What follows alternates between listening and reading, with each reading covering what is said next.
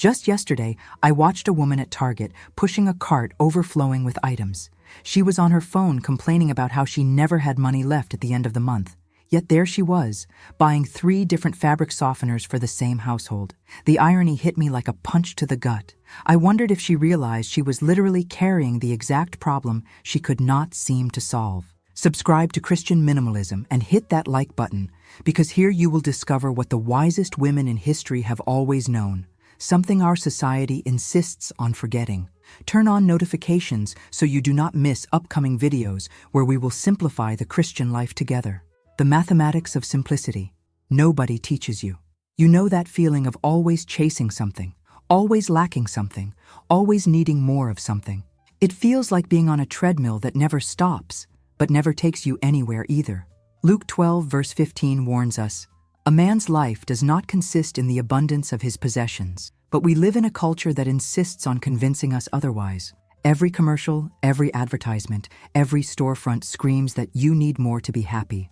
Jesus lived a simple life and encouraged his disciples to take nothing for their journey except a staff, no bread, no bag, no money in their belts, but to wear sandals and not put on 2 tunics. It was not about being poor, it was about being free.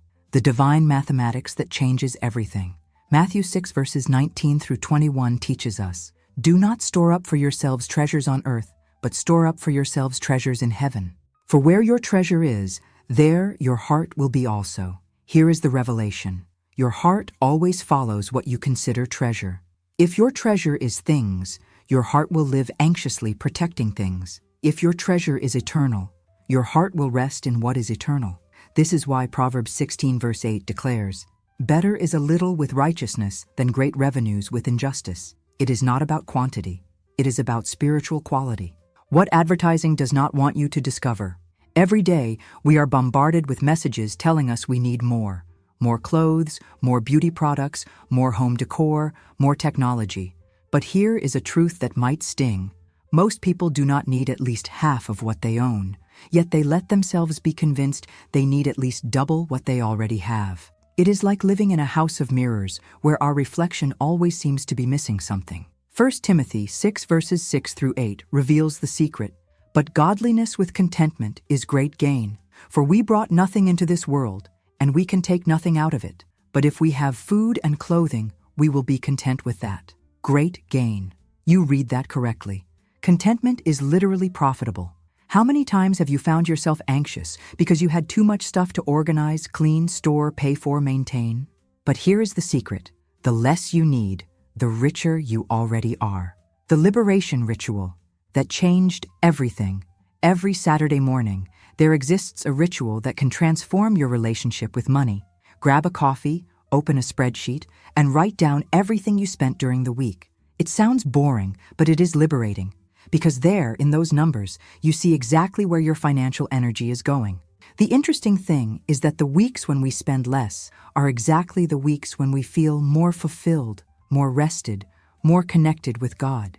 It is not coincidence. It is Ecclesiastes 4 verse 6 in action. "Better 1 handful with tranquility than 2 handfuls with toil and chasing after the wind." The difference between pleasure that enslaves and peace that liberates. There is a massive difference between seeking pleasure and finding contentment. Pleasure makes you chase the next thing. Contentment makes you breathe deeply where you are. Ancient philosophers already knew this. They spoke about moving pleasures versus static pleasures. Moving pleasures are those you need to constantly renew, buying, trying, consuming. Static pleasures are those that emerge when you stop needing something. It is like the difference between drinking water when you are thirsty and the feeling of peace that comes afterward, when thirst no longer exists. Hebrews 13 verse 5 guides us. "Keep your lives free from the love of money and be content with what you have, because God has said, 'Never will I leave you, never will I forsake you.'" The security you seek in shopping is already guaranteed by the one who will never abandon you. What it really means to be prosperous. For Christians, minimalism is not just a path, it is the path. Because when Jesus spoke about abundant life, he was not talking about abundance of things. He was talking about abundance of purpose, peace, and presence. True prosperity is not about how many things you can buy. It is about how many things you can do without and still feel complete. Philippians 4 verses 11 through 12 reminds us, I have learned to be content whatever the circumstances. I have learned the secret of being content in any and every situation. Paul did not say he learned to get more things. He said he learned to be content regardless of circumstances. That is the true spiritual superpower. The freedom that comes from simple mathematics. When you need less, you work less for things and more for purpose. When you desire less, you get frustrated less. When you own less, you worry less. It is basic spiritual mathematics. Matthew 6 verse 33 promises, but seek first his kingdom and his righteousness, and all these things will be given to you as well. All these things, the things you really need, not the things marketing wants you to think you need. A story that always impacts me. I met a woman who always said she wanted to travel more but did not have money. Then I went to her house and saw 3 closets full of clothes with tags still on. She was literally wearing the money she could have been using to live the dreams she claimed to have. The money was there. It was just in the wrong form. The secrets of a truly rich life. The key to St. Francis of Assisi's successful preaching was simplicity. It was through simplicity that the saint attracted crowds, because simplicity is not deprivation. It is clarity. When you live with less, you live with more. More time for the people you love. More energy for projects that matter. More space for God to move in your life. More money for things that really make a difference. More peace of mind because there is less to worry about. It is like cleaning a foggy window. Suddenly you can see the landscape that was always there. Psalm 37 verse 16 confirms, better the little that the righteous have than the wealth of many wicked. It is not about having much or little. It is about having enough with justice and righteousness. The silent revolution of wise women. The wisest women we know are not those who have the most things. They are those who know exactly what they need and refuse everything that is superfluous. They understand that simplicity is a tool to get rid of life's excesses in favor of concentrating on what is important. These women wake up in the morning and know exactly who they are because they are not hidden under a pile of things that do not represent them. They open their closets, and every piece there tells a true story about them. Proverbs 21 verse 20 reveals, the wise store up choice food and olive oil, but fools gulp theirs down. Wisdom is not accumulating without criteria. It is knowing how to keep what is necessary and dispense with what is superfluous. What changes when you change the question? Instead of asking, what else do I need? Start asking, what can I give up? Instead of, how can I make more money? Ask, how can I need less money? Instead of, what is missing in my life? Ask, what is excess in my life? The simplicity of the gospel invites us to a life where less is truly more. When Jesus taught us to pray, give us today our daily bread, he was teaching us to live one day at a time, trusting that what we need for today is already provided. The hidden wealth in your own home. If you walk around your house right now, you will find at least 10 things you bought, used once, and forgot about. This is not judgment, it is statistical reality. Each of these things represents money that already left your account. Money that could be in your savings, your investments, or financing that dream vacation. But mainly, each of these things represents a small mental weight you carry without realizing it. It is like having cluttered drawers in your soul. You do not remember what you have there, but you know it feels heavy. The miracle of spiritual multiplication. When Jesus multiplied the loaves and fishes, he did not start with much, he started with little. But the little in his hands became abundance for multitudes. The same principle works in our lives. When you offer the little you have to God, your time, your energy, your resources, he multiplies in ways you never imagined possible. But this only happens when your hands are free to give, and your hands only become free when you stop trying to hold on to so many things. The rich young ruler went away sad because his hands were too busy to receive what Jesus wanted to give. The recipe for true biblical abundance. Want to know what the biblical recipe for a truly rich life is? First, stop impulse buying.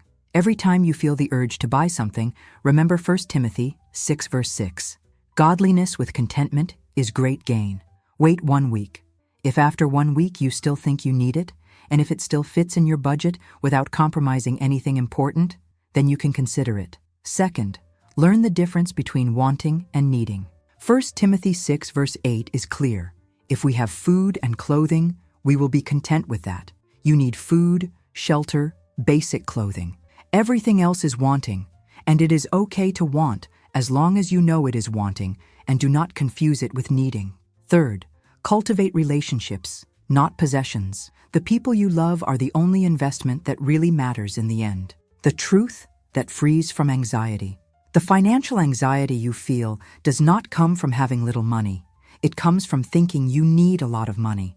When you align your desires with real needs, when you understand that God has already provided everything you need to be happy, anxiety simply has nowhere to grab onto. Matthew 6, verse 33 promises that when we seek first the kingdom of God, all other things are added to us. We do not need to chase them. They come to us. The practical wisdom of those who chose less. I have met women who made the radical choice to live with less and discovered they were living with more.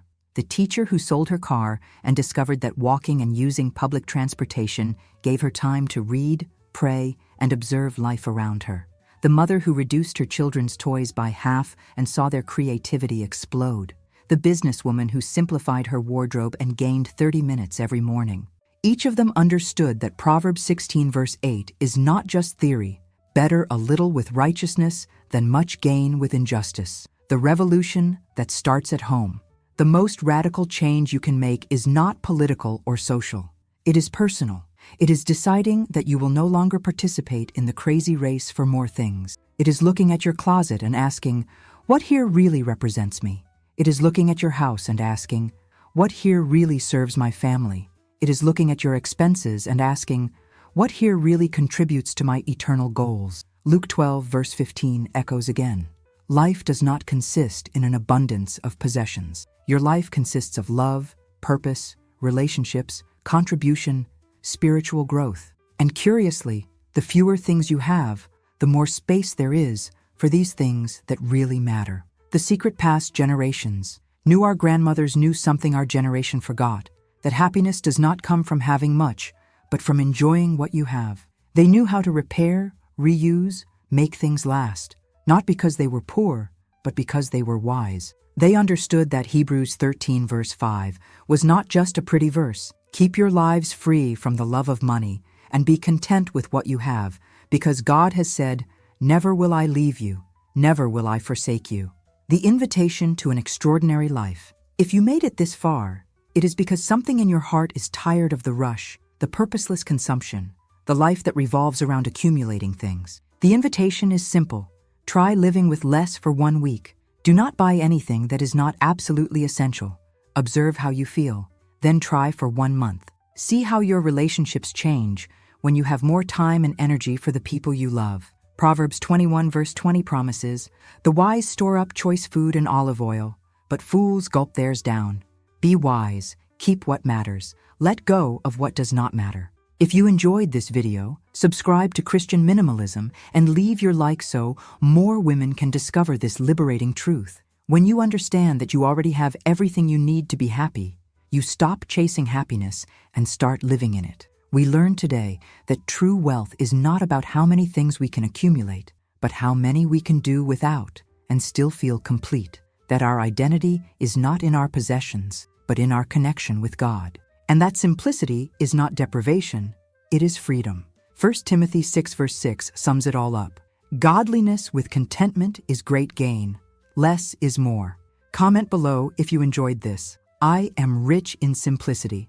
I want to see you committing to a lighter, more intentional life that is more aligned with God's heart. Until the next video, and remember, you are already richer than you imagine.